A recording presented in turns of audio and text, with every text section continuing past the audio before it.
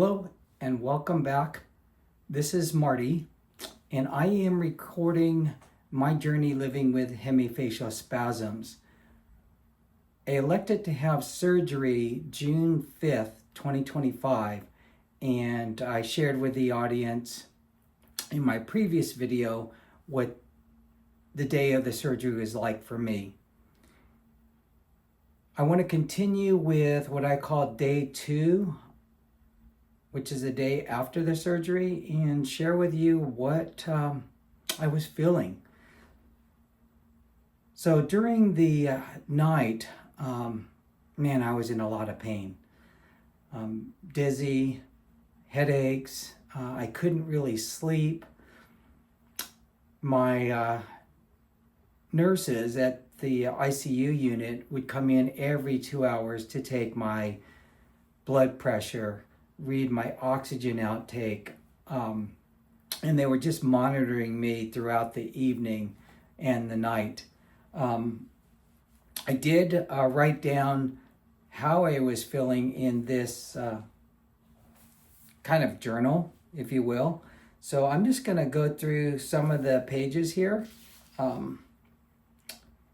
As I explained, sleeping was difficult. I had pain, dizziness, nausea, headache, and I was super thirsty. My night nurse would come in, and he used swabs. They're kind of like, they look like lollipops, but they're actually little sponges attached to a plastic handle, and he would dip that in cold water, and he would swab my mouth.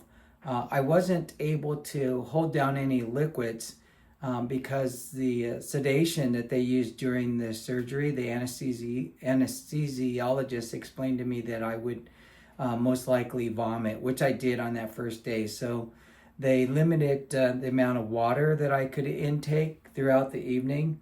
Like I said, every 2 hours they checked my blood pressure, my oxygen, took my temperature, and for the pain, they administered morphine. About 7:30, they came in with my breakfast. I was on a liquid diet. I really didn't feel like having anything. I was just really in a lot of pain and super tired. So I let it be. My wife, what a trooper. She came at 9 o'clock. And she stayed the entire day with me, but she did come at 9 o'clock. She helped me with taking down a little bit of the beef broth that they served for me for my breakfast. There also was apple juice. They had coffee and Jello, but at that time I really didn't feel hungry at all, so I didn't take any of the apple juice or Jello at all. My ICU doctor came in and he examined me. He said that they were going to prescribe meclizine because of the dizziness that I was feeling. That dizziness was more like vertigo, and meclizine is a medicine that they prescribe for that. So they were going to start the dosage of that. Some notables that I shared with my wife that day, and I hope that maybe one day she'll join in on one of these videos so she can kind of give you her outtake of what was happening to me. She did take photos of the incision, and photos of me just looked like I was hit by a Mack truck. But some of the notables, I noticed that I did not have any hearing in my left ear. It still felt painful, like a bad sunburn when I touched that outer ear. I was super nauseated, and of course I was really thirsty. They did have me on IVs, so they were feeding me intravenously and also injecting antibiotics through the IV. To urinate was awful. It was painful. And that was because they had inserted a catheter, and when they removed the catheter, according to the ICU nurses, it could have caused a little bit of scarring or scraping, and so it was painful. At about noon, my ICU nurse came in and said that they wanted me to perform a CT scan, and that he would be coming in later with that team to cart me to the to that area where they do the CT scans.